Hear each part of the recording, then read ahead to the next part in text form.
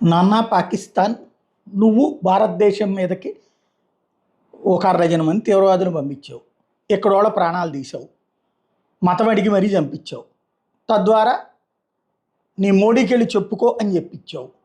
సరే, వాళ్ళు వచ్చి మోడీకి చెప్పారు. మోడీ సైన్యానికి చెప్పాడు. సైన్యం పాకిస్తాన్కి బుద్ధి చెప్పింది.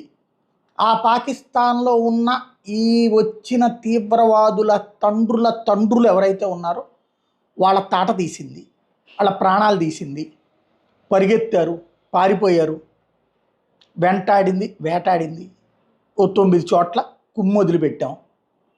సైలెంట్గా మా పని మేము చేసుకుని వెనక్కి వచ్చేసాం. నీకు చెప్పాం, అయ్యా నువ్వు మా దగ్గరికి పంపించావు, మేము నీకు సమాధానం చెప్పాం.